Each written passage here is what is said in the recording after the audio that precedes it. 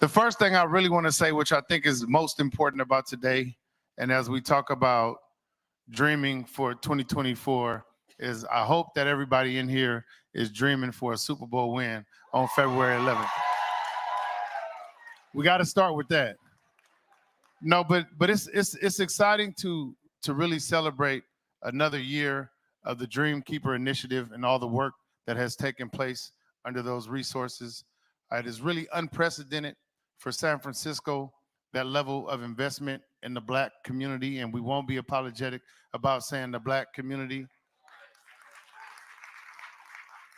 And for us to be able to continue to provide that investment year after year since 2020, it is something that everyone needs to understand the magnitude of. And we all need to be in lockstep together to make sure that we can maintain those resources as we continue to move to the future. So as we talk about what we want to do in 2024, what we dream about, expectations, really make sure and understand that this unprecedented investment is not automatic. It's not something that is automatically going to keep coming to community if community doesn't stick together and fight together. So I want to make sure that we all understand that collectively as we move forward.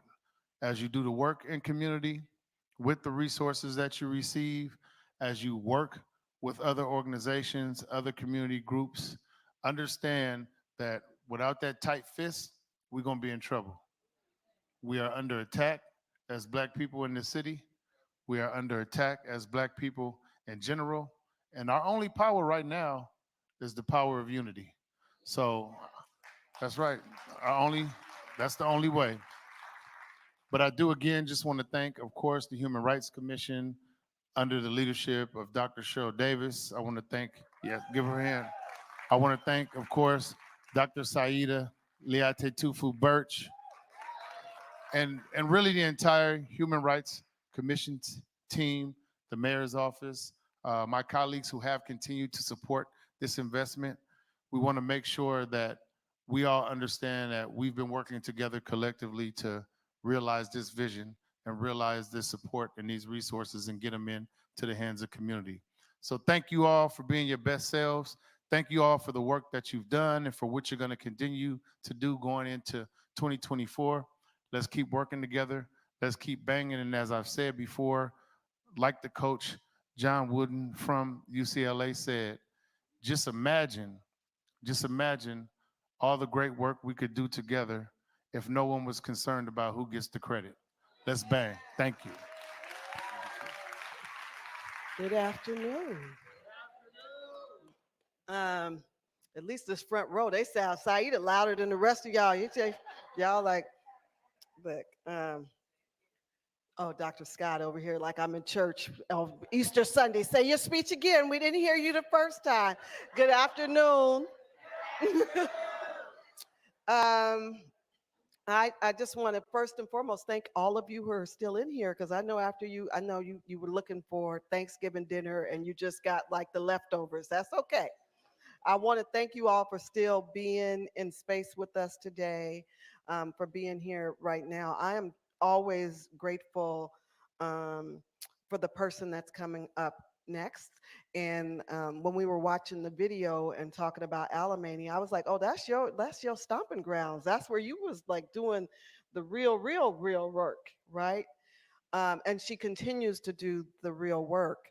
And so as we get ready to move through this work, through this day, and we're having these conversations about the power of unity, the power of community, the power of voice, and how we do all of that work.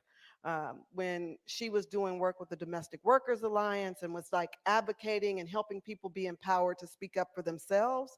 I didn't say giving people power, like empowered and empowering themselves to recognize the power that they have, and then we have our collective power, and then went on to do other amazing work. But what I'm most excited about is the work that Alicia Garza is doing. Now give it up for Alicia Garza.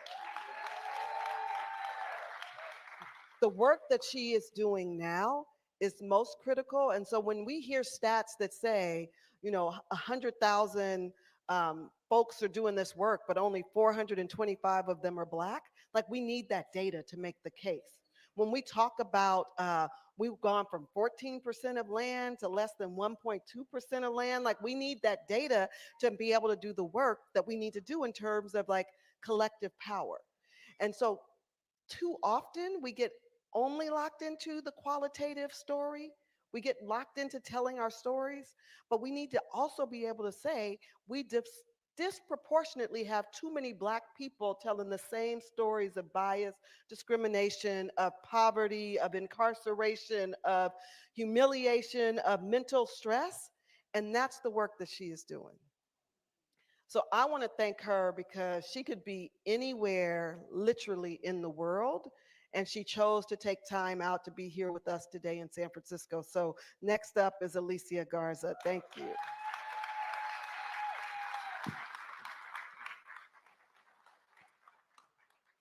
Now, I want to say the last time, I feel like the last time I was on stage with her, I like had to come out of character and be like, you got me messed up. Sit Yes, down. I was just remembering that. I didn't say it to her though. It was Uh-uh. somebody else. Cheryl was ready though. Cheryl was like, "You're not gonna play with me on today or Or any any day." other day. Yeah, exactly. Some of y'all don't know, but you will find out. Okay. Uh, Period. Period. um, I am just look, look. Some people are like, it's true. Yeah. Um, when we were thinking and planning about this day and about dreaming forward and really pushing the boundaries around like what we accept and what we take, um, there's a piece of this that is, you know, around organizing. Yeah. And what it takes to really be an organizer. And so often I think folks don't realize, right, like the evolution of organizing, whether it is you putting all your little, whether it's G.I. Joe, which some people may not know what that is, or your Barbies or your stuffed animals around and like playing the game, or whether it is about like, I'm going to organize my siblings and my cousins so we can do whatever it is that we want to do at the family reunion. Yep. Like there's a level of that, right, that we all experience. What was your like, oh, I'm ready to organize moment? Mm, I've had so many.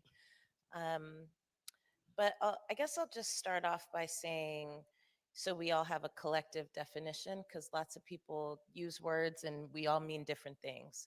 So, organizing is really the process by which we build relationships with each other so that we can come together and fight for what we long for. Yeah.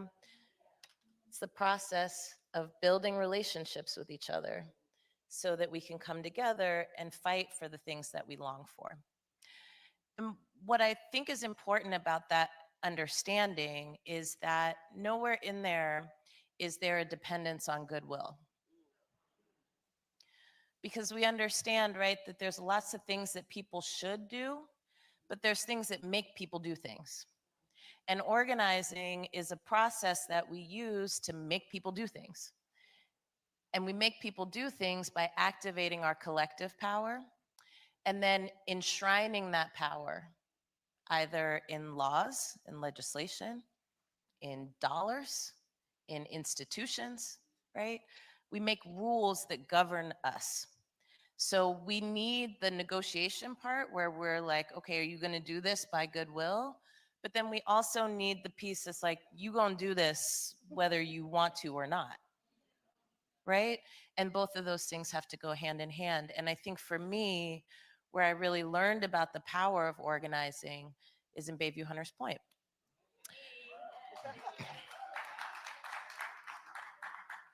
And really working with folks who knew each other, knew of each other, had been in community together for a long time, but like maybe didn't know a lot about what each other longed for, right? And when I say long for, like the things that you think about when you're about to go to sleep and it's quiet and ain't nobody else around and can't judge you for it, right? Or the things that you wake up thinking about and then you got to get to the rest of your day, but it's the things that keep going on and on in our minds.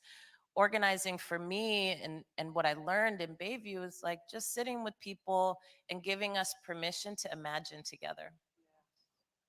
Beyond the day to day, this is what I have to do every day, this is what I'm responsible for. If you could have it your way, how would you have it?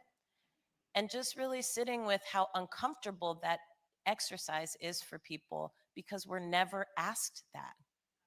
We never actually get to be asked, like, well, if you could do it your way, how would you do it? We don't even get to be considered as experts, right, on how it should be done. So organizing really helps unlock all of that. And part of what is also important to me about organizing is it helps us understand in a different way how things work, right? For me, I remember when I first got into organizing, I had this perspective of like, well, if I could just make you want what I want, then we could get it done, Well, right?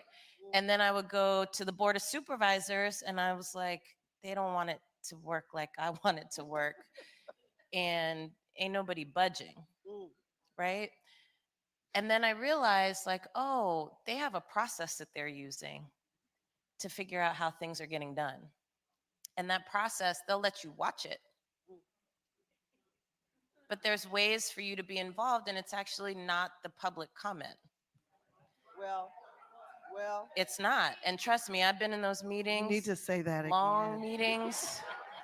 It's not public comment where you're influencing how things are done. It's actually at the voting booth. Yes. Yeah. Can I just put a, yeah. as they say, put a pin there because I think folks need to realize a lot of times when you come to those meetings and you speak at public comment, decisions have already been made. Yeah, it's done. That 2 minutes times 100 doesn't always sway what's going to happen after you finish talking. It rarely sways it. It rarely sways it because when public comment is just a law that they have to follow to make the final decision. But the decision's been made. They're just clicking down the clock to hear what you got to say so they can say, okay, we heard what you had to say, but the decision was made 3 days ago, right? Just period.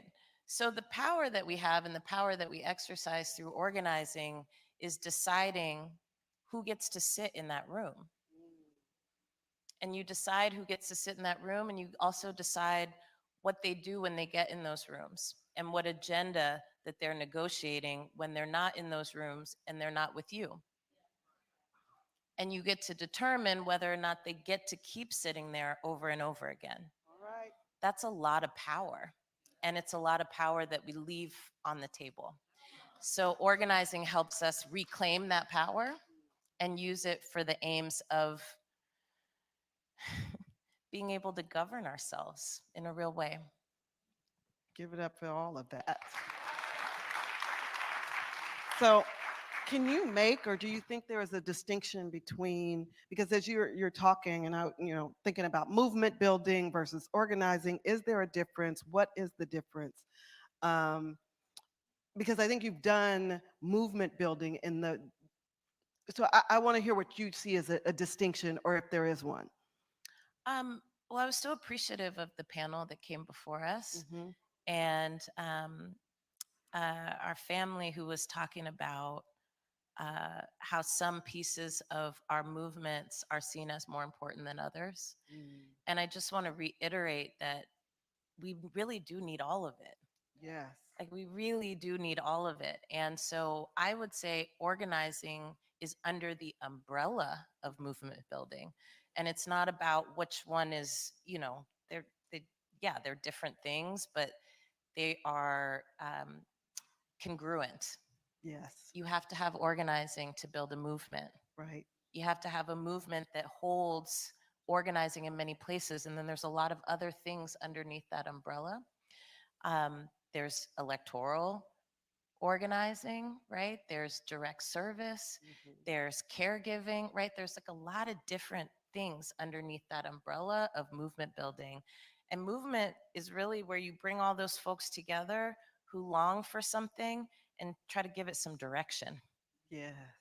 So connecting back, because you mentioned in the last panel, and one of the points that I think aligns with something you just said, but also with the panel where they talked about the creation of capital, right? And is there space in this movement building? And again, this is like freelancing, but just thinking about the last panel, thinking about what I've heard about the ability for Black people, people of color, but specifically Black people to build capital, because when startups start, they go first round to friends and family who invest, right? And that it's a different type of movement building or things that they have access to. And that as we're doing this work, we sometimes are so limited, and so our freedom dreaming, our ability to imagine beyond is sometimes unfortunately limited by our resources, right? Like we find it hard to imagine beyond what we already have in hand. And so when we think about organizing, movement building, imagining things beyond, and then understanding that historically we haven't had access to the resources, does that come into play when we try to organize or build movements? Like we don't have the money for the signs, or we don't have the money for the room to organize, to meet, to like, how does the resources impact even some of that? Well, it's huge. It's huge. So let me just start with this, which is that's all designed. That's designed by rules and policies and laws. And even this distinction between public funding and private funding, the ways in which city governments, right, county governments are really now very dependent on seeking out private capital to close the gap in public funding, right? Like all of that is designed, and different places have different gaps. Okay, so just to say it, there's some cities they're not having that conversation about we got to find private funding to do things for the public good. They're really flush with cash. I mean, I'm sitting next to a mayor here. They could tell you that's the truth. And then there's other places, which mostly are populated by us, where they're like, we don't got it. So we got to look for other ways to get it. And I think there's something to be said about asking ourselves, why is that? Why is that? Like, you pay taxes, Mm. you generate resources for the place that you live in, and you should be able to get things back. And whether or not and in what formula you are getting things back really depends on your political power in a place. Mm. Power, just for us to have a collective definition again, is the ability to make the rules and change the rules, not just for yourself, but for Well, everybody else. So when I say political power, right, I mean the ability to make the rules and change the rules around who represents you, where the money goes, where it doesn't go, and what's the story around where the money goes and where it doesn't go, right? That's political power. And the way we get that is through organizing. So I just wanted to connect those dots and also say that, yes, the reason that disproportionately Black people, people of color, women, right, have a harder time gaining access to capital is generally because it's not under the umbrella of the thing that is supposed to be accountable to you. Private capital is accountable to itself. So again, you're depending on somebody's goodwill. I have $3 billion and I'm feeling good today, so I think I might give you a little bit of that. But you're gonna have a high interest rate and you have all these Right. things, and you got to really show me in half the time that you can do it, because I don't believe in you. But you could also have that capital under the structures that are accountable to you. And so I think we have to keep fighting for that piece. Like, Yeah. private capital is defunding government because they want power over how money flows. So you actually need to keep putting money into government because it is the thing that you have a lever of decision making around. Does that make sense? Now, lots of people will tell you, no, you don't want that because you don't want the government deciding what you can do and what you can't do. And I'm like, yeah, but you get to be a part of that. Right. You really do. according to the laws. That's changing because they figured out that we figured it out. Right, So now they're like, actually, we don't want you to make those decisions. Right. So now next time you got to have this ID, that ID, you got to live here, you got to vote this many times so you can keep voting. I mean, Right. it's like really a mess, but that's why they do that. well, when you say that, like I'm having flashbacks around voting rights, right? And the reversal, really, these Yeah. trends that we're seeing. Yeah. In the same way, the power of knowledge, right? These fights and battles about like what can be talked about or read in schools. Yeah. And what's unfortunate, and just again, this idea of like using your power for good or in these battles, what's unfortunate is that we're seeing with these school boards across the country, we're seeing with the somebody told me, actually, Michael Blake was telling me that in terms of um, preparing for elections, that people are using online gaming Yeah. as a way to like drop in the chat and get people to think a certain way or to move a certain way. Like, but the power is in the people who own or have access to the online gaming or who are creating those things. So when we think about, because you've given us this great definition of power, like how do we like get power to be used for good? Like how do we help people who are kind of at this, like I'm hearing people talk about the election and like I'm just not going to vote or I'm not going to be, how do we get people to step into their power and just not be like, that's just the way of the world? Mhm. I have so many thoughts on this, and I want to say it in a way. I want to say it in a way where you can receive it, because lots of times when we start talking about voting and Black people, we get preachy. Yeah. You know, Oh, and yeah. so I don't want to do that. So check me if I do, but I feel really strongly about this. Yeah. One of the proudest pieces of our lineage as Black people is that we have refused to take our foot off their necks. Ooh. It's one of the Well, proudest lineage, like pieces of our lineage. Like we would not be here if we ever let the pressure off, despite many, many attempts to get rid of us, push us aside, disappear us, all the things. I think the way, to answer your question directly, Cheryl, I think the way to use our power is to understand where it lies. mm, I don't think voting is the answer to everything. all right. I think voting does a very particular thing in a very particular context. It's one piece that we need. I just don't think we can abandon it, Mm, thinking that abstaining is the same as exercising power. mm, Abstaining is sitting out. I won't participate. I will not engage. That's fine. We mistake that for like the boycotts. mm, They're different things. yeah. Not engaging is not the same as a boycott with a political objective and a strategy. Boycotts were about starving Mhm. a system Right. of its money to function Right. so that people would come to the table and engage, Right. Right. right? Right. Abstaining is like, I don't have a political objective. I don't have a strategy on how we're going to achieve that political objective. I'm just not going to buy into this. And that's okay if that's how you feel, but we have to be really clear about what's what. Yeah. When we participate, we keep our foots on their neck, feet. And we shouldn't be, let me say it differently. We need to be very clear about what participation does and what it doesn't do.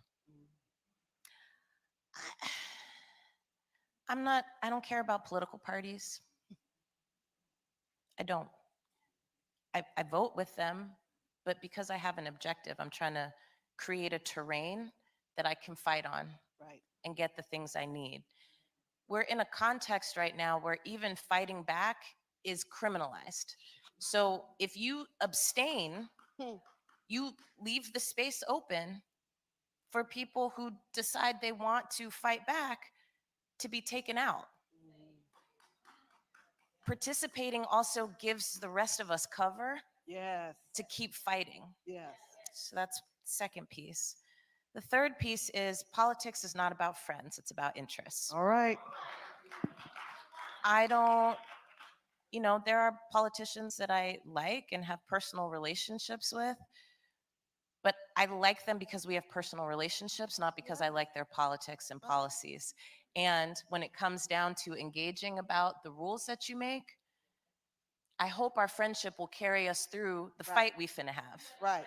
That's what's up. Sometimes it doesn't, Right. right? And Right. so when you vote, it's not about, do I like this person? Mm, Would I have them over for dinner? Would I buy them a bottle of wine? Right. Please don't.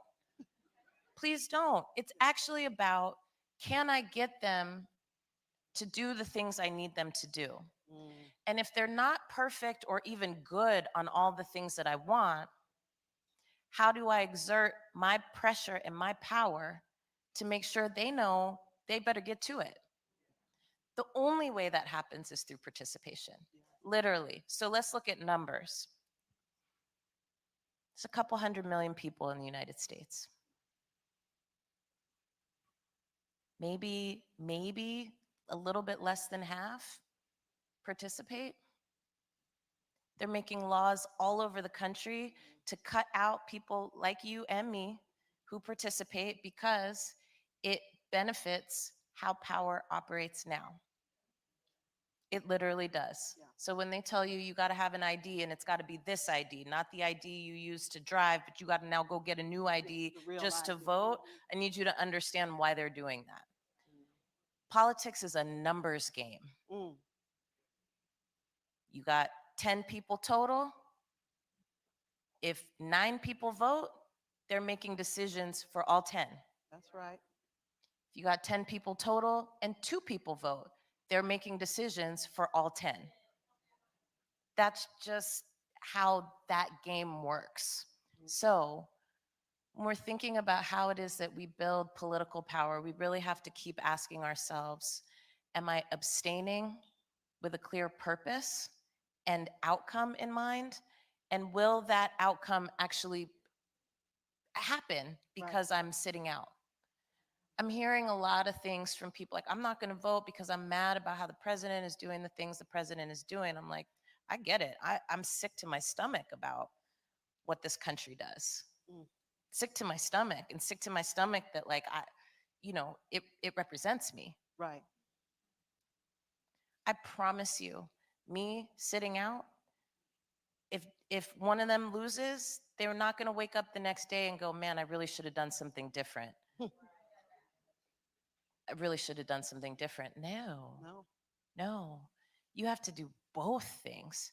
You got to get the person in that's going to give you the best terrain to fight on. Mm, You pick who you want to fight, not who you want to be friends with. mm, And then you also have to keep fighting them right. around the things that you care about, like war and militarism and genocide and Black land and sovereignty and food and healthcare and childcare and abortion rights and Right, all the all these. things. Yeah. But it requires engagement. Now, last thing I'll say, because I promised I wasn't going to preach, so I'm going to slow it down. The last piece of this is there's many ways to participate. There's many ways to participate. So if you feed people and that's what you do, keep doing that and do it well. And maybe create a space when you're feeding people to ask people, are you going to participate? What do you need to be able to participate? You need a ride? You got questions? You want to talk about it? Let's talk about it over the food I'm providing for you. Right. If you're a caregiver, keep doing that. We need that. Everybody is not an organizer and everybody ain't gotta be Right. with the bullhorn and the sign, but everybody has to participate Right. Do for your us to part. get somewhere together. Yes. Yes. I'm like, we're getting Black woman on close to the end. I'm like, I have Clarity all Media. these questions. So I will just say two things. One, I won't ask you to necessarily respond to because I want you to talk about Black Futures Lab and the power in that and the possibility of that. But I just wanted to double back on your point around the friendship and politics and policy.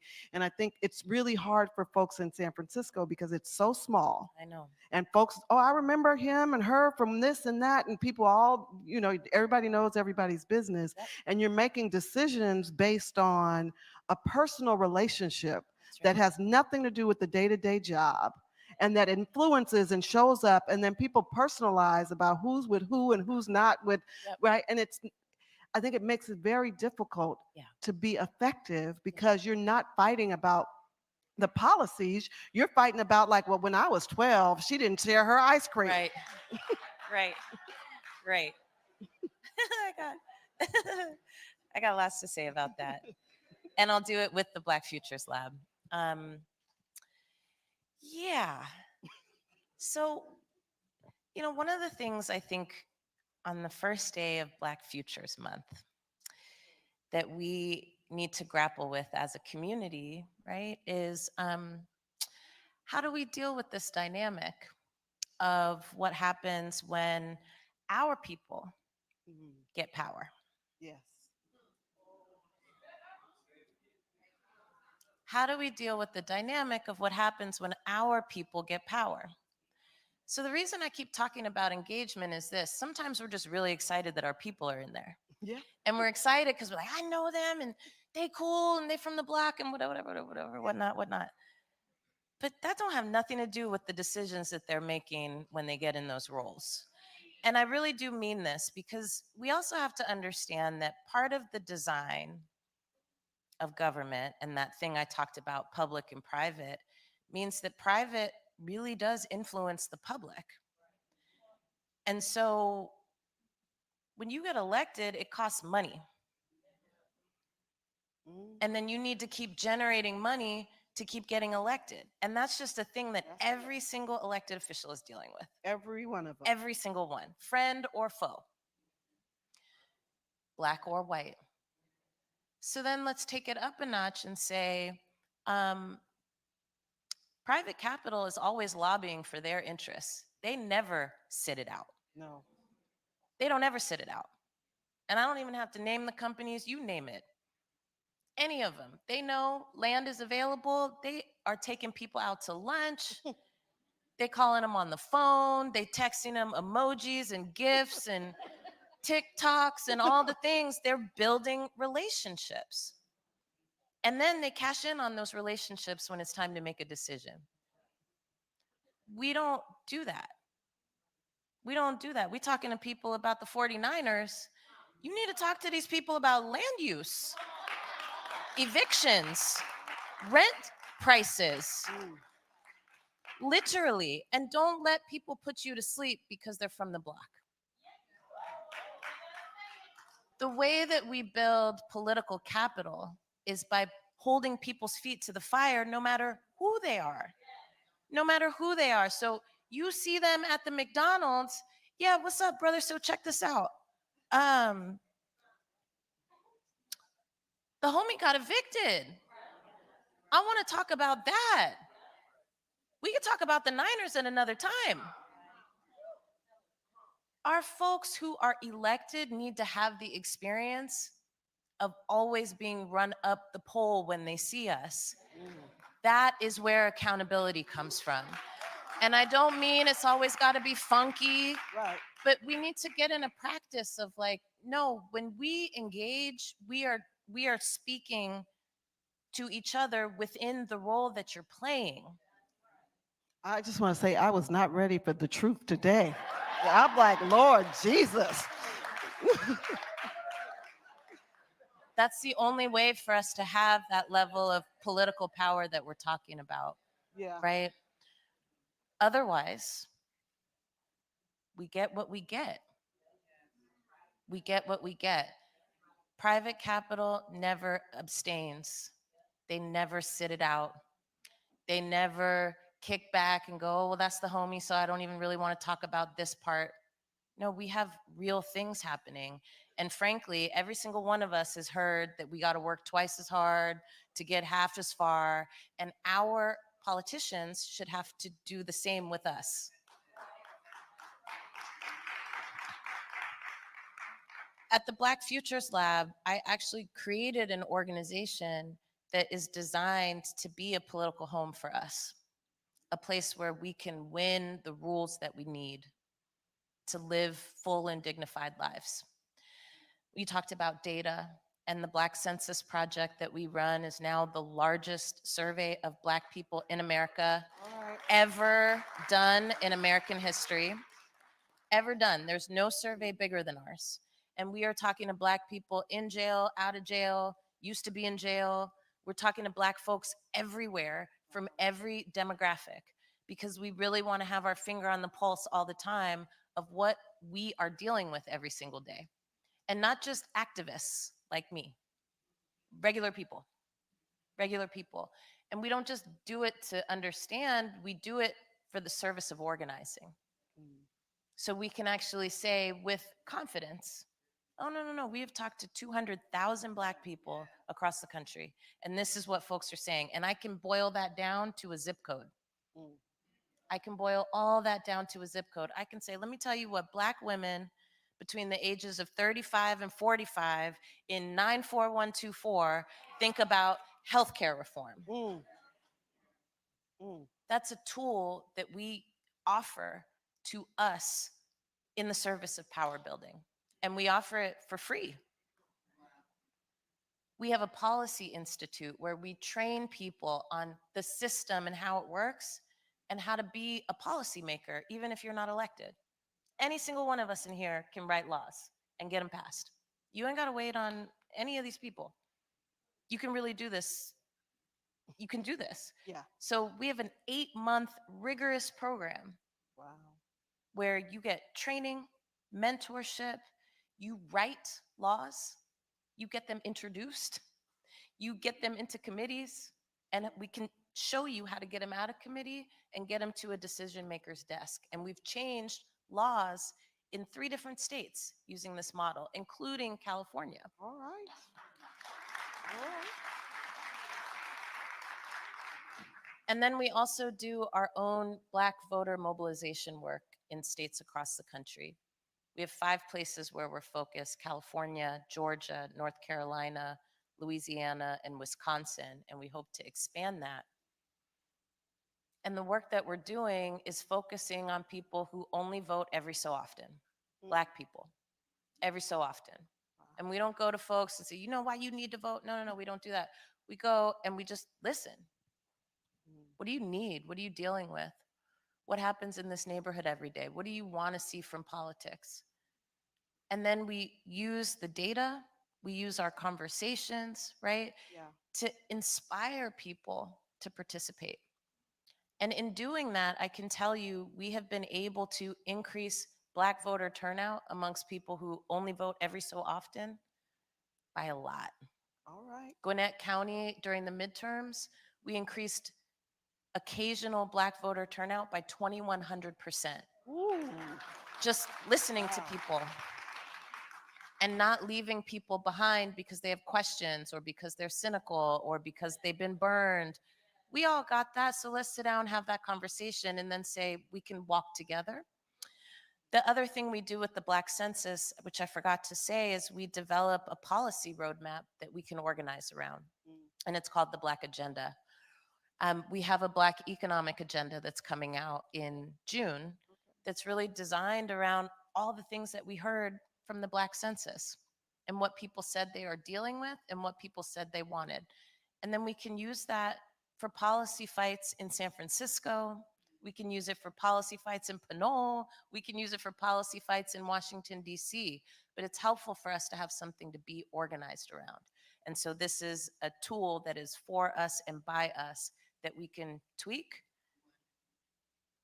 We could throw it in the trash if we want to, but it's just a starting place for us to reimagine what could government look like if it was run by us, if it was accountable to us, and what could our communities look like if we were the people making the rules.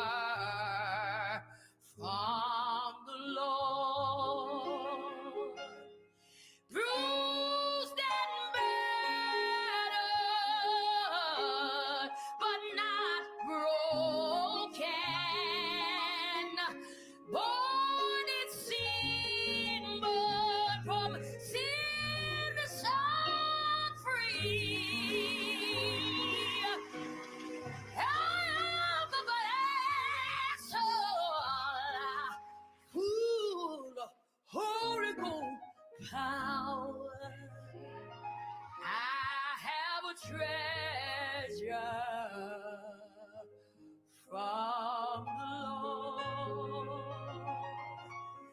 Thank you, Father, for your power. It has resurrected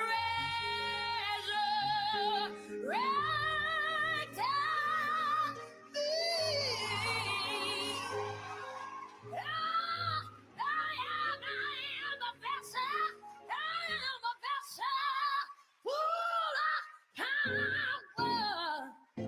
Yeah, I have a treasure in me. I have a treasure in me.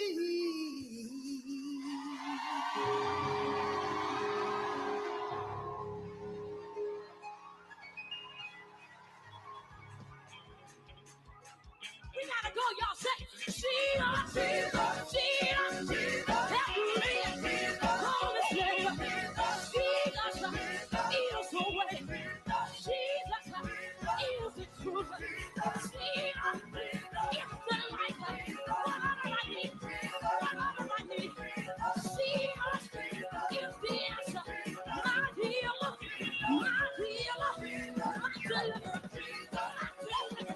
anybody know, rest in him, our God, safety in him, he's the will,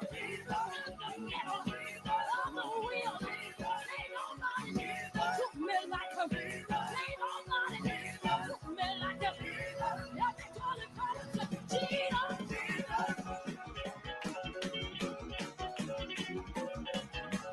You wanna dance where you are? One more round. Everybody call him Jesus, Jesus, Jesus, Jesus. Who was there when you needed him? Who was there? Never failed, never left you. Jesus, always keeping me. Jesus, my sustainer. Jesus, lover of my soul. Jesus, of my mind. I call him lily of the valley. I call him bright and morning star. Help me, call him.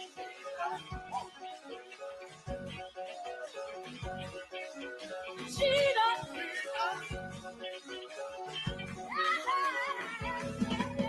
Jesus, Jesus, my breakthrough.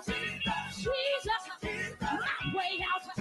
He's the lifter of my head. He's the lifter of my head. I don't know about you today. If it had not been, for Jesus on my side, I don't know where I'd be. I don't know where I'd be. Look down, rescued me. Look down, pull me up. I come about them.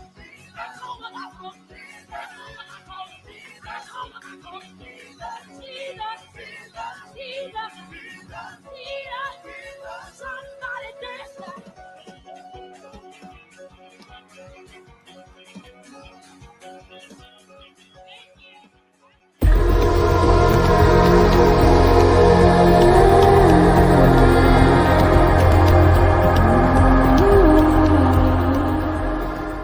Today's live stream is being brought to you by Clarity Media. Support the San Francisco Dreamkeeper Initiative, recognizing and investing in the diverse Black and African American communities of San Francisco with a wide range of programs to support youth, families, seniors, and members of the Black LGBTQ+ communities. Dreamkeeper San Francisco is fostering hope for generations of Black people to feel free to dream boldly.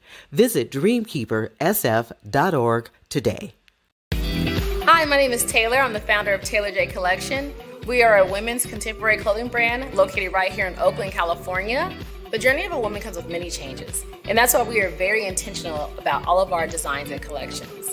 We make sure to provide elevated comfort, sustainability, versatility, and of course, style. If you're in the Bay Area, come by, say hi, and take some comfy pieces home to add to your closet. Shop with us online at taylorjcollection.com. If you'd like to be a guest or suggest show ideas, drop us an email or a direct message. We'd love to hear from you. Clarity Media, human stories, grassroots solutions. Subscribe, like, follow, and share. The Bay Area Mental Health Hour, Clarity Conversations, and We the People. Building trust for the first time. Out of chaos comes clarity. Clarity Media. Rock with a few, drip lit like a spotlight. Just winning, media life spinning, media life spinning.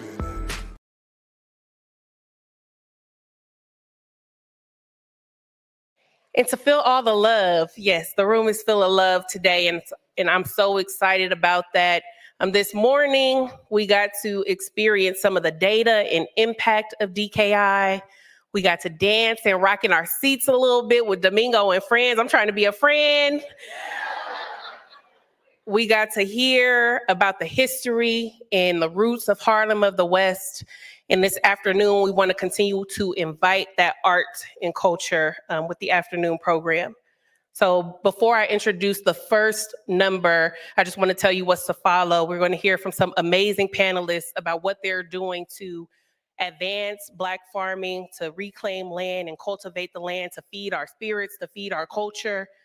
We're going to hear from Alicia Garza, special guest, who will be here talking about civic engagement and people power. And then again, we're going to wrap the day with our keynote with Dr. Bettina Love, who's the author of Punished for Dreaming. So we have an exciting afternoon prepared for you today.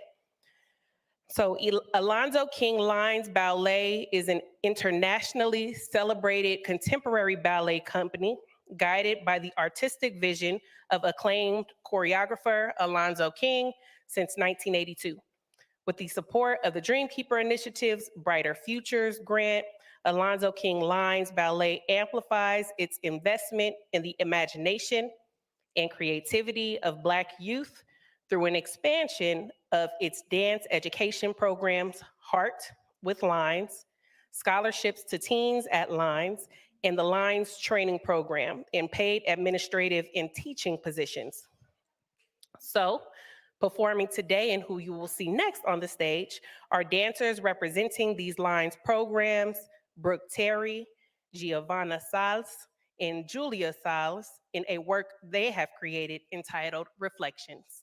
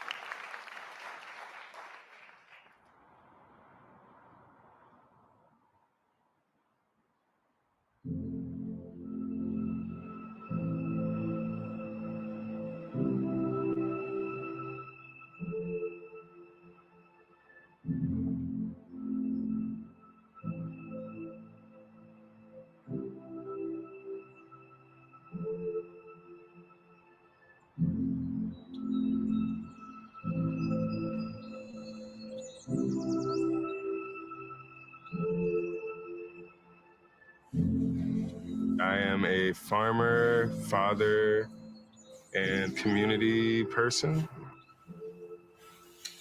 I grow grapes in San Francisco.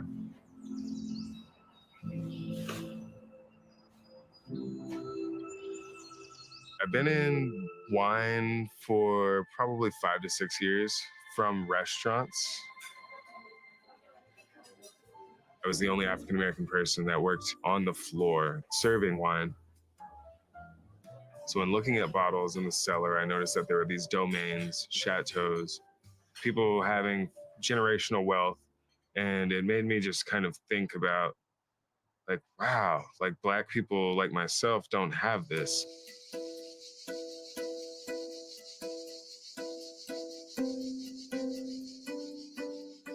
My family from Louisiana has slowly been losing their land for years.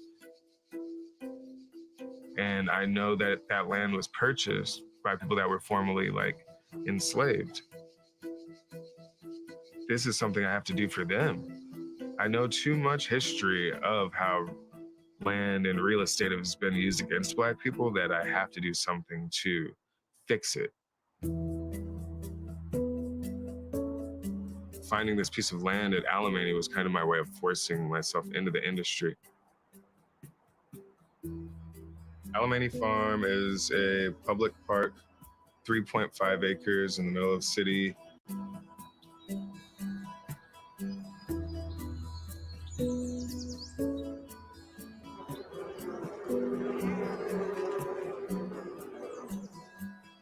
This farm is 100% free produce. Anything that you want on the farm, you can take. They ask that you only take what you need for your family or yourself. Every major park in the city should be like this. Dolores Park needs 20% dedicated to agriculture. Golden Gate Park, 20%. If every neighborhood had this, imagine what the people in the neighborhoods that didn't have enough would be able to do.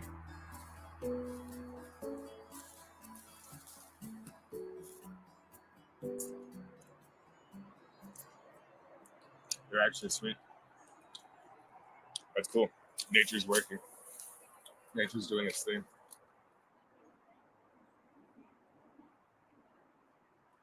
It's crazy that this public farm is like right next to the project and the Black people don't feel comfortable coming in. But I also look at the city and I look at, why would you put a giant fence around it? Is the fence for the projects or is the fence for the farm? Who's keeping who out, you know?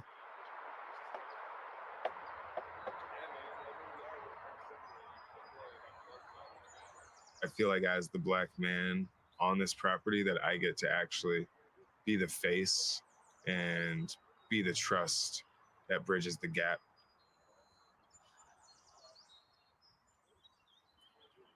I look at every inch of this farm and I'm like, wow, everything about it is Black healing. It's brown healing. It's all stuff that like we need to remember. Knowing where okra comes from, where collards come from, knowing that Black women brought them in their hair from across like the ocean to save themselves, to grow food, knowing that Black people were picked for their agricultural skills and that's why they were on plantations. And it's like, if you replace that knowledge, I think people will start to feel empowered and feel like, I want my land back.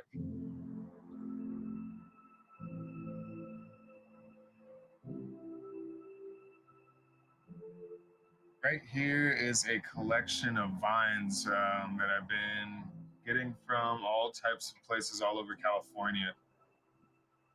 I have a bunch of stuff from Paso Robles, which is really cool. I got Kunwa. I have some old Zinfandel. What else? Japanese Burgundy.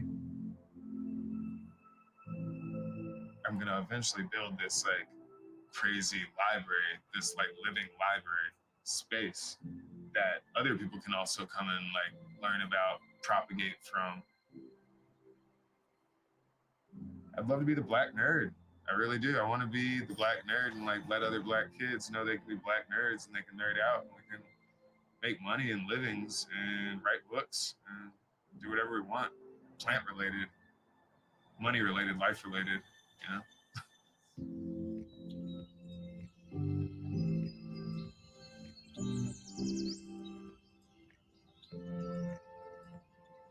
I think about valuing your time. I think about valuing your energy.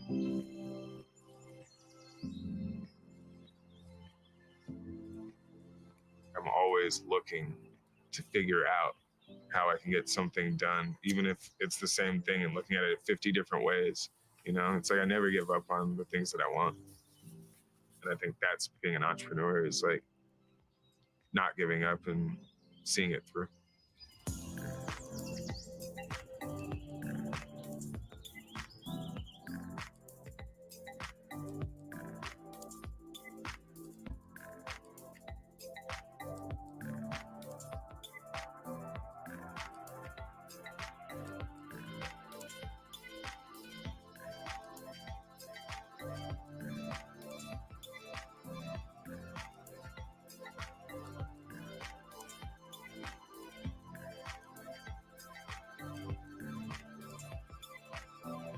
So today we're going to talk about Black food, Black land, Black food and land sovereignty. Now coming to the stage, we have Kelly D. Carlisle. Kelly is the founder and executive director of Acta Non Verba, is a veteran of the U.S. Navy, and has been a recipient of many awards, including the Navy and Marine Corps Achievement Medal, Veteran of the Year for the 18th Assembly District, the LA Potts Success Stories Award from Tuskegee University, the Girls Inc. of the Island Cities 2016 Women Who Dare Award, and the 2016 Calvet Trailblazer Award. Kelly is awarded. Yes.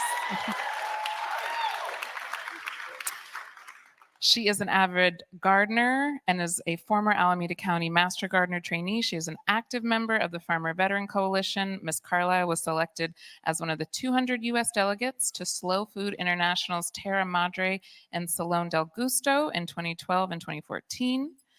Ms. Carlisle is the December 2011 Bon Appetit Good Food Fellow. She has worked with and mentored preteen and teenage youth since the age of 14, is a native of East Oakland. Yeah, was holding on for it. She is committed to creating positive change in her childhood city. Kelly's work has been honored at the White House by President Barack Obama, and she has been selected as a 2020 Castanea Fellow.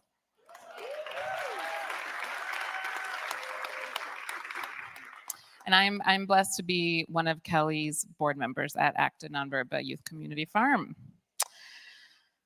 Now coming to the stage, we have Paula J. Harrell. P. Harrell Wines was founded by winemaker and San Francisco native Paula J. Harrell. Paula received a BA in History and Spanish from UCLA, during which time she studied abroad in Madrid, Spain, where her interest in wine began. After this, she began assisting her father with real estate holdings, buying and selling and renting several properties in San Francisco, which piqued her interest to build her own real estate investment portfolio. Paula went on to pursue her MBA from San Francisco State University and has a long-standing career in real estate and mortgage finance. Since completing her undergraduate studies, Paula made it a priority to learn everything she could about wine. She purchased a timeshare in Napa and spent all of her free time visiting wineries, gleaning knowledge, technique, and education from winemakers, taking classes, participating in blending sessions, and immersing herself in the culture. After years of engaging, these are great, good long bios, y'all. After years of engaging in wine and culture as a hobby, Paula's great passion and appreciation for all things wine led her to finally make her own and start a business in 2015. Since its inception, P. Harrell Wines has made quite an impact. The wines are carried across a number of stores, restaurants, and tasting rooms, not only in the Bay, but in Southern California. In addition, several of the wines in her portfolio have won the SF Chronicle Wine Competition, Orange County Wine Fair Competition, and Sunset Magazine Wine Competition. She has been featured in Women of Wine, Sonoma County and interviewed widely for her contribution to diversity in the industry. She was named Tastemaker by Bon Appetit magazine. American Airlines boasts 2 of the wines in several of their transatlantic flights, and her wine is featured in the Hulu series The Conversation Project, and soon to be featured on the new release of a series on Tubi next month. P. Harrell Wines is a proud member of Oakland African American Chamber of Commerce, the African American Association of Vintners, the National Black MBA Association, and serves as a co-founder and board member of the Oakland International Film Festival, and still here SF 415. Great. Thank you. Great. And last but not least, we have Christopher Renfro, who we saw in the video. Come on out to the stage. A movie star.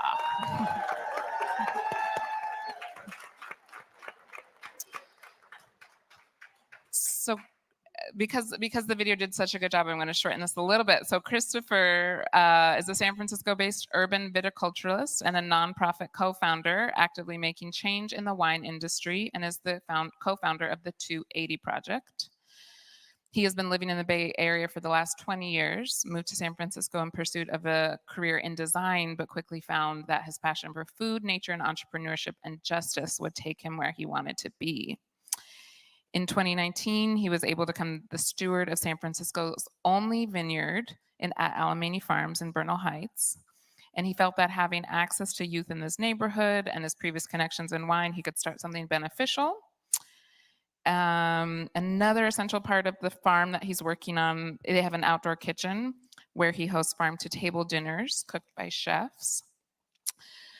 And he and his business partner Haley started Feed the People Collective and have been feeding the neighborhood with the help of volunteers for free for the last 10 months.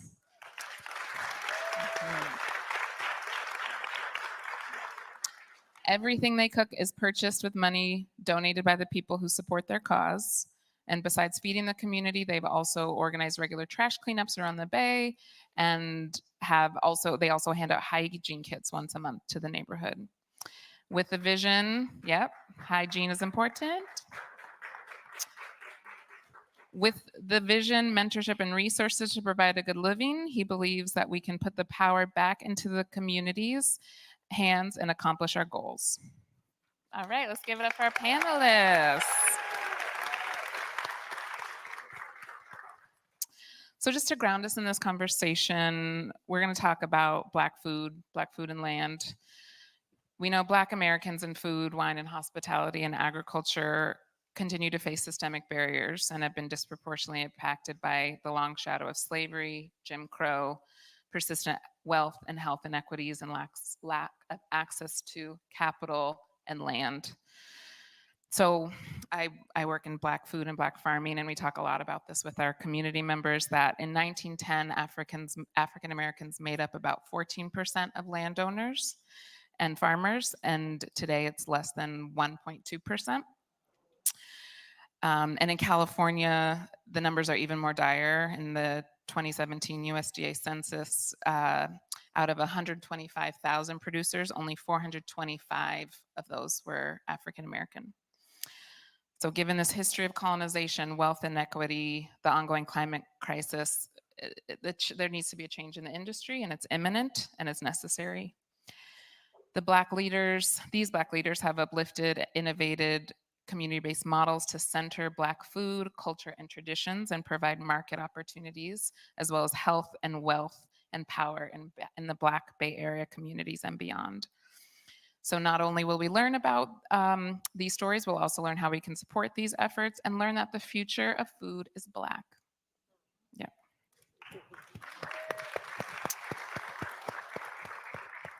So this is a question for all panelists. Each of you have started or intertwined your work with a deep focus and support and direct service to our community.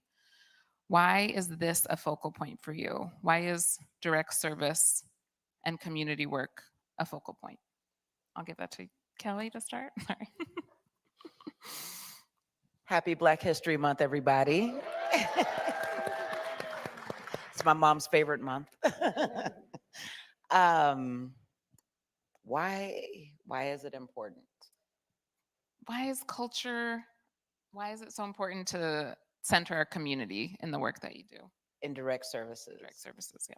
So I don't know if y'all know that in some circles, direct services is seen as less than, right? Like our organization has been called the babysitters of the movement. You know what I mean? Like while the big conversations are going on, we're doing the little stuff like feeding people and, making sure their children are safe and engaged, it's important because we are on the ground with community. We see mommies struggling with their babies. We see them struggling to vote and have children, to work and have children, to sleep, to rest and have children. For our work, it is crucial that we are standing in the void of services for families to be able to do all of the big work, big and small. Thank you. Thank you. Let's go next. Yes. Yes. Yep. Happy Black History Month, everybody. Happy Black History Month. So for me personally, community has always been very important to me and my family, just as I believe it is for most people of color. My mother's family came from Panama, and she came by herself at 21 and made a life for herself here. And I grew up with our family constantly bringing in other people and taking in other people and helping. Everybody was helping one another make something better for themselves. And so then my father and my grandmother had residential care home facilities for the elderly around San Francisco, and I grew up in that business. And the way I always saw it is, as you help others, that's how we all progress. And so even when I started my wine business, it was very important to me because nobody in the wine country ever looked like me. It was always just me and everybody else. And I thought, we belong here just as much as anybody else does. And just like you were talking about the land, and this is our land too. And there are Black farmers, and Black people have been making wine and growing grapes for years. And it just seemed very, it seemed unfair. And so I thought that as I progressed through this business and going down this journey, everything that I did was going to be community focused. And so even though we're 8 years in and we're doing, American Airlines and doing all these other things, I really pride myself on being able to do more of the grassroots activities and events that we do, and being able to partner and donate because it just is an example for other people to do the same thing. So I hope that. Thank you, Paula. You're welcome. Yep. Christopher. Yeah, so on that answer, I would say the reason I put community first, and especially in our community, traditionally, I feel like America doesn't do that. They don't treat Black people with respect. They don't take care of our safety, so we have to do these types of things.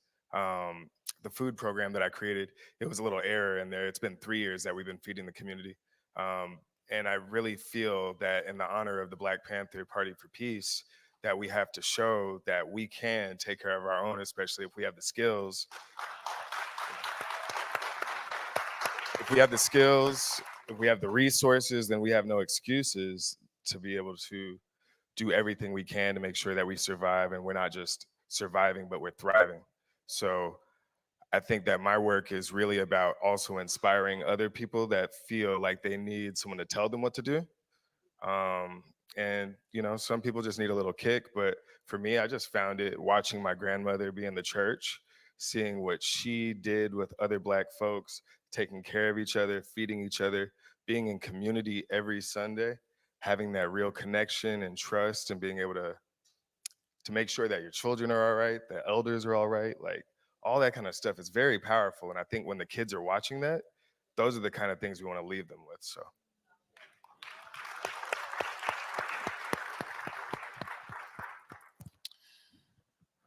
And you just touched on this, Christopher, and all of you did, but how can Black people redefine and decolonize our relationship to the land, given that history?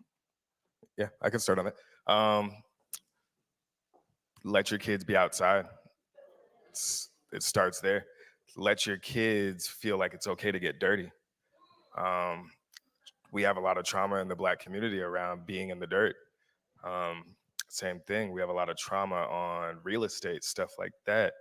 It's been stolen from us. So we have to work together to make sure that we can keep it, that we can access it.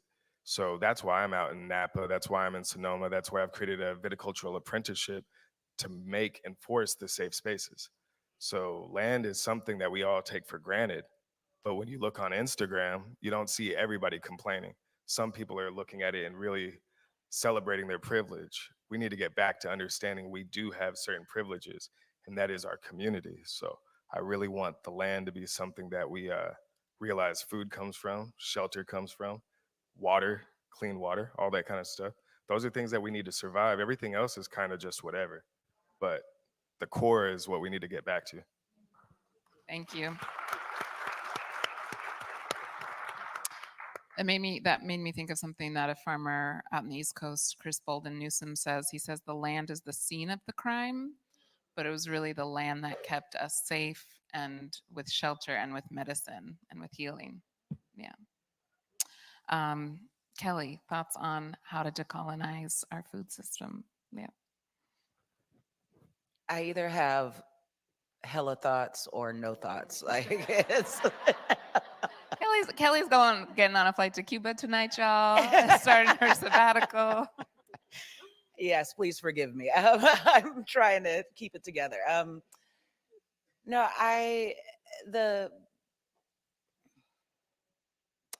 think for me, my 15 years of working in community and farming is that we have to bring joy back, right? Like we have to bring back the pleasure of planting and harvesting and cultivating and fighting aphids and, you know, calling in the good pollinators and beneficial pests, right? Like that's the thing, is that there's so much trauma and there's so much just dislike of the natural world. You know, we don't understand it, we don't like it, it does what it does, I do what I do. You know, I want to be in a place that I can control, you know, what is happening, you know, as opposed to being outside in nature where nature handles its business.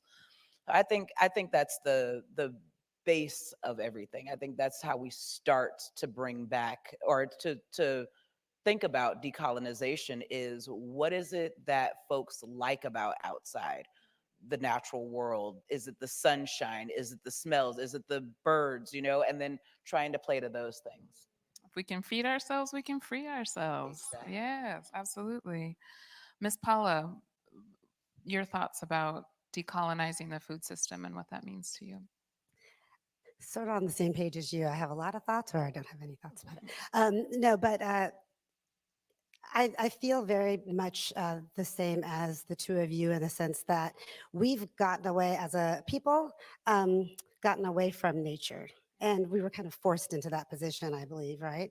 It wasn't by choice, because historically we always lived in nature and lived off of our land and were able to sustain ourselves. And so it is the responsibility of parents and educators to, and all of us, honestly, not just the onus of responsibility isn't just there, but to bring back the joy, to bring some understanding, to let, like, our people don't sometimes understand 100% how good it is for us to live off the land, how healthy it is. Like that's a joyful thing to do. That's a responsible thing to do. That's a good thing for us. And sometimes we don't know, because that's not what we've been taught, or that's not what we've seen, or that's not what's around us in our neighborhoods. And so, you know, I concur with them. It's really around some education around that and exposure, that it's everybody's responsibility to make this happen, especially for the youth to see. Because remember those days when you came home from school, you just ran outside and started playing after school? I miss that for the kids because, you know, you learn so much at that, being in that kind of a space. So yeah, those are my thoughts. Thank you. Thank you. This question is for anyone. To create better, brighter Black food futures, what type of support do we need from the public sector and the educational sector, HBCUs, government agencies, to push for change for our communities? Okay. Honestly, in a city like San Francisco with so much wealth, I think we need to really look at those people that have privilege and power and ask them why they don't want that for us and demand those answers, because it's starting to get very scary that we are being attacked, and our food is our life force. It is everything we need to be able to think clearly, to have good mental, social, emotional, all that kind of stuff. But eating is also where we come together and celebrate and like just really have pure happiness. And I think that if we can get those people to understand the pain that we're going through and that generations have been through, and that it's not necessarily their fault, but if you're benefiting from it, you can do something about it.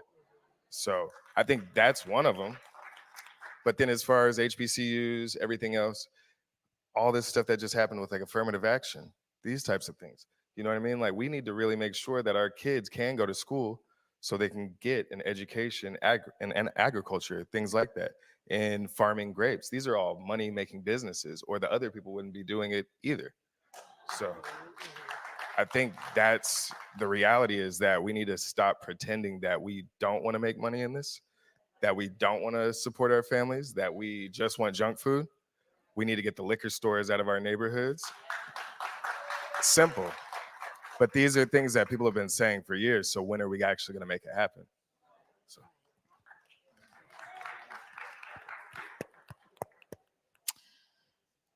And I'm going to turn this question to Paula as it relates to what Chris was saying about thinking about our city structures and democratizing those to support Black food industries. How can we democratize the wine industry into a space that centers the voices and needs and the tastes, really, of our community? So this is a challenge. This is a very big challenge because the wine industry has been historically a white male industry. And we are making some headway and we're starting to make some changes, but it's not been easy. There's a few things. One is the people that are interested in, like myself, in being a part of this industry have to band together. Like we really have to, we've created a few organizations already, but we have to find a way to support one another in a way that we can then bring more people into this industry. We can't wait for somebody else to do it exactly. What's happening now is we are getting a lot of people that are creating new programs. There are different programs in wine and viticulture that are African-American led or Latino led. And that's one way that we can help make a difference there, because it's not waiting for somebody else to give us a handout to do it, but also holding these other schools accountable to saying, or programs accountable to saying, this program needs to be diverse. And think about it. I mean, we all know the story. We're really diverse and interesting people. We bring a lot of richness and culture and things to every industry, and wine is not an exception. And so I believe that us being able to hold these other groups accountable to say, you have to also become diverse. This has to be diverse and inclusive in some way or another, your different programs. But more so, we have to band together and make it happen ourselves. The more we show up, thank you. The more we show up, which is happening now, there's the African American Association of Vintners, there's several other African American vintners associations that we work together, and then we go to some of the bigger organizations and the bigger companies to say, we need to partner with you. You need to partner with us so that we can have, bigger programs for youth that are coming into wine, not youth, but students that are getting into wine, that you can put some funding towards some of these programs that are happening. It's really a part of us starting with us and then reaching out to the different organizations that can make a difference. It's happening slowly. It's happening very slowly but surely. But I think that the more that we have access to those opportunities, the better. And it's very challenging with capital. Like wine is a very capital intensive business. And capital is the way that you're accessing capital. It's not easy for people of color to do so. It's very racially charged. So we also have to put together our own funding sources or work with, organizations and banks to be able to have them put together programs that are going to support people of color in getting access to capital to start these types of businesses, whether it be wine or if it's agriculture. It just it's not a fair level playing field right now. And so these are some of the things that I think need to happen. Thank you. Yeah. Chris, anything to add about the wine industry in particular as it relates to democratizing it? Yeah, I think a lot of people in Napa that are holding hundreds of acres, thousands of acres, could probably give up a couple, seriously. When you have events like Bottle Rock or the Blue Note Jazz Festival, they want us there, but it's consumers. So it's one of those things. It's like, if we're really talking about diversity, equity, inclusion, then the people with the biggest pocketbooks and the biggest land holdings can break off a little bit of it. And I'm sure it ain't gonna hurt them at all. I'm sure if they really want us to be at their tasting rooms, they could really be more inviting. So I think as far as education, I'm lucky that I've been working in wine long enough to make connections to where I have access to UC Davis.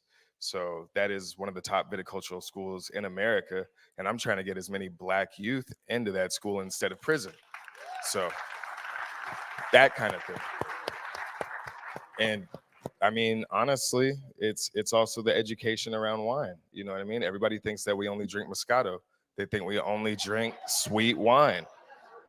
There are so many well-to-do Black people, but we forget that because they don't want to show it.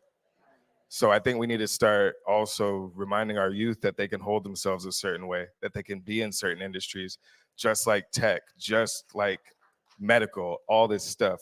Wine is a billion-dollar industry. So I understand why it's so hard right now. So Yeah, thank you for that. And I don't hate Moscato, but but you're right. College days, yes. Okay. And that's not all that I drink. Yep. Not as what is Pinot Noir? Paula's Pinot Noir. Paula's Pinot Noir. Absolutely. Yes. I just wanted to add something really please, quickly on that yes. note of talking about Moscato and sweet wines. No, we don't all drink sweet wines, but everybody has their own palate, right?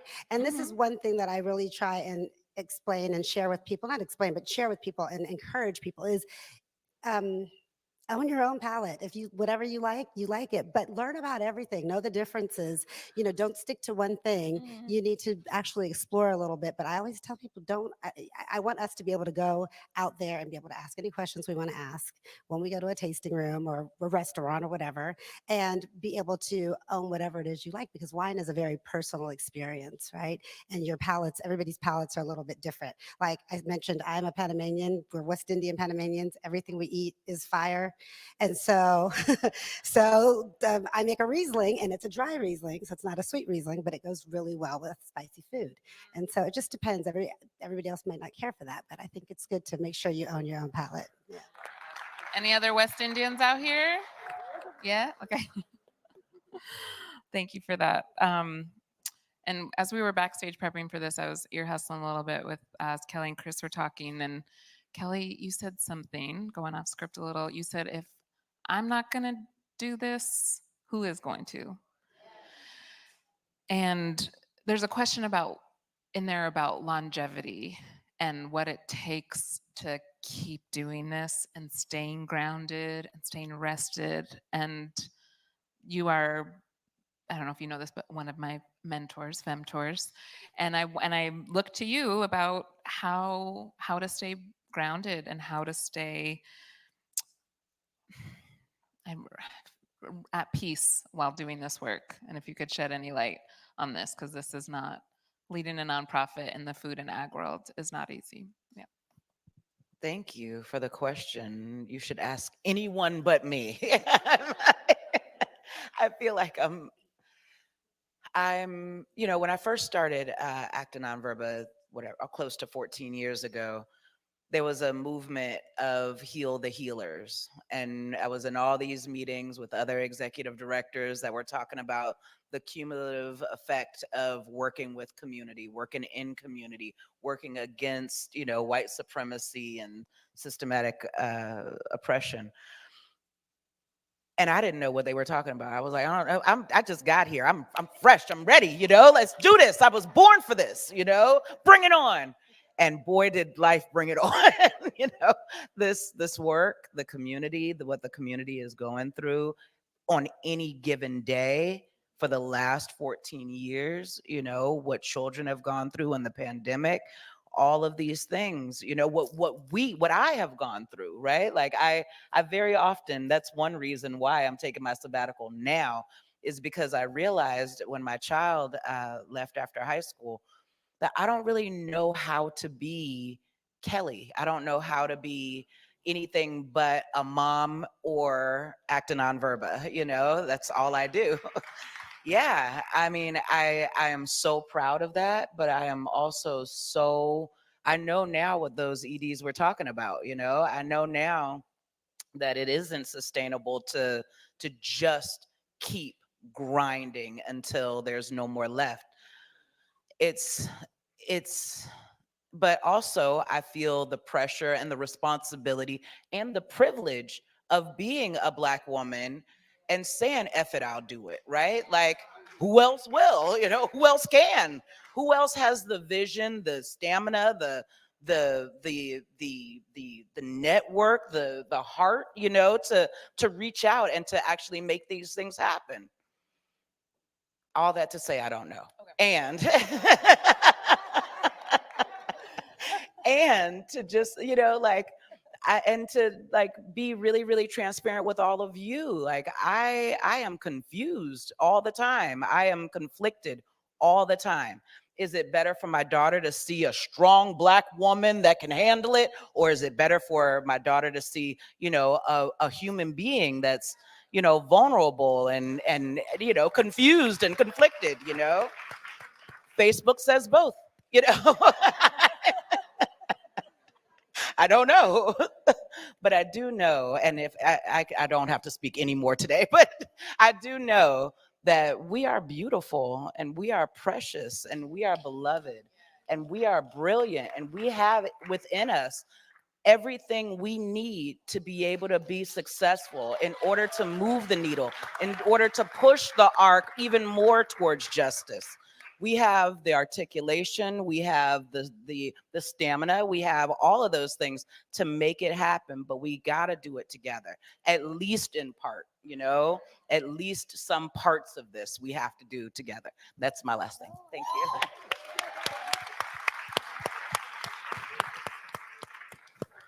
This is my time right here. 3 minutes. Yeah. Okay. All right. So in our last 3 minutes, I'm just gonna. No, that's great.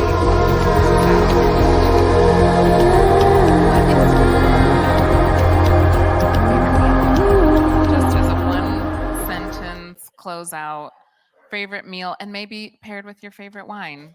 Yeah. So we can wrap us up here. I don't know if I can limit this to 1 minute, but let me see here. Or one sentence, I should say. I am a meat lover. So my favorite meal is steak. A ribeye bone-in, to be specific. And and I love to pair it with my Zinfandel, or any Zinfandel. My Zinfandel is primarily Zin with a little bit of Petit Syrah and Syrah blended into it. Zins are big, hearty wines, generally speaking, that match up very well with big, hearty steaks. They won't overpower the food, and the food won't overpower the wine. They pair very, very well together. So yeah, I'm steak and Zin. Steak and Zin. Great. Go ahead. Yep. I'm going to say one more thing about the resilience. It'll be really quick. Yes. There is no other way to do it. You have to wake up every single day and just make it happen.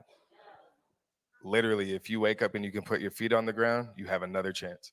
So, yeah. But the food, it would be my grandmother's gumbo.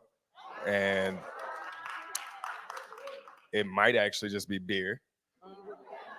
But if I had to choose a wine, it would be a light red, like a nice light red, chillable maybe. Chilled. Kelly, you want to take us home? Sure.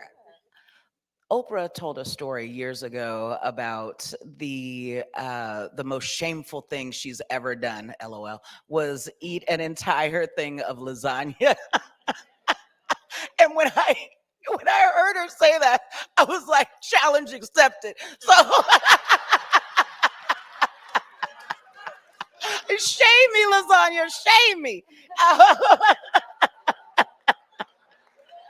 So definitely, and the wine depends on the time of year because I'm a novice. So cold Chardonnay in the summer, and room temperature, but breathed or whatever expired. I don't know how. That's it. The airing, yeah, air it out, red. Air it out in the winter. Thank you. Well, let's give a round of applause for our panelists. Oh, thank you. Hi, my name is Taylor. I'm the founder of Taylor J Collection. We are a women's contemporary clothing brand located right here in Oakland, California. The journey of a woman comes with many changes, and that's why we are very intentional about all of our designs and collections. We make sure to provide elevated comfort, sustainability, versatility, and of course, style. If you're in the Bay Area, come by, say hi, and take some comfy pieces home to add to your closet. Shop with us online at taylorjcollection.com. Today's live stream is being brought to you by Clarity Media. Support the San Francisco Dreamkeeper Initiative, recognizing and investing in the diverse Black and African American communities of San Francisco with a wide range of programs to support youth, families, seniors, and members of the Black LGBTQ+ communities. Dreamkeeper San Francisco is fostering hope for generations of Black people to feel free to dream boldly. Visit dreamkeepersf.org today. Tune in weekdays to the Bay Area Mental Health Hour on YouTube, Instagram, and on Facebook. You'll find us covering issues surrounding your everyday coping skills and your mental health and wellness. And remember, your mental health matters as much as your physical health.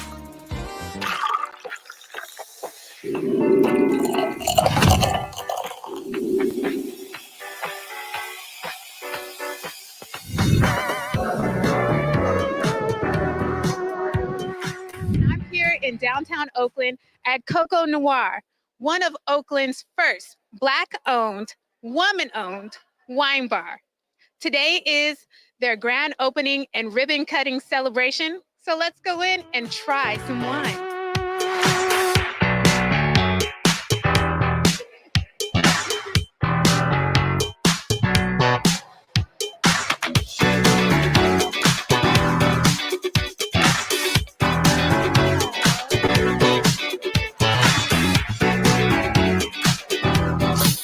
Megan, what brought you here?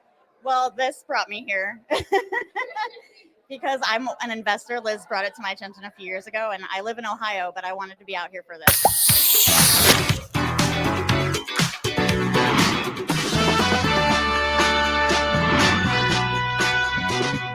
Hello, I'm Missouri Sonola, and we're at Coco Noir's grand opening, and I am here with Cheryl Grant. Oh my God, what an honor to be here. What an honor to meet you.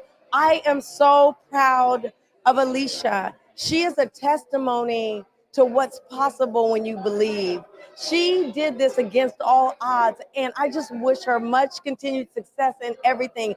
This is only the beginning of greater things, and you have to come. You have to come check her out and support her.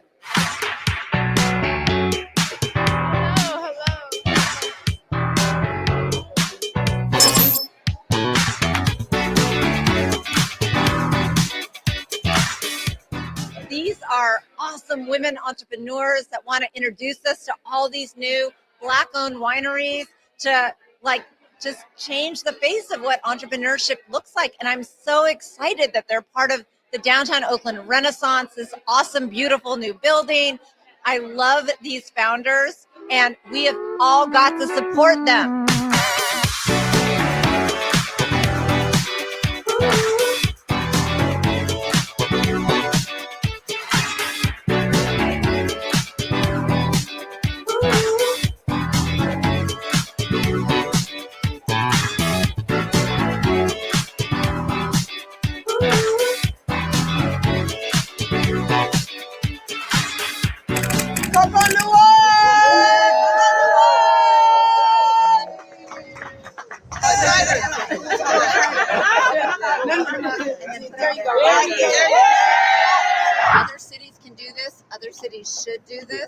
but you know, it started in Oakland. Yeah.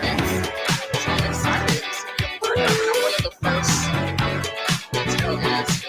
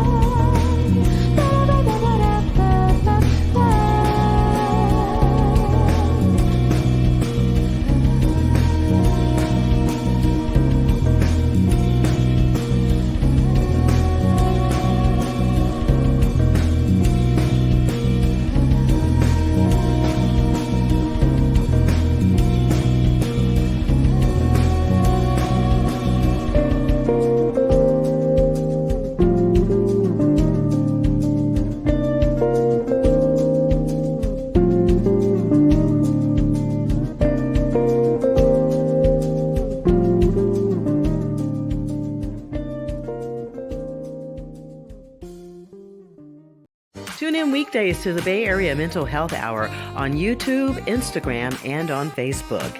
You'll find us covering issues surrounding your everyday coping skills and your mental health and wellness. And remember, your mental health matters as much as your physical health.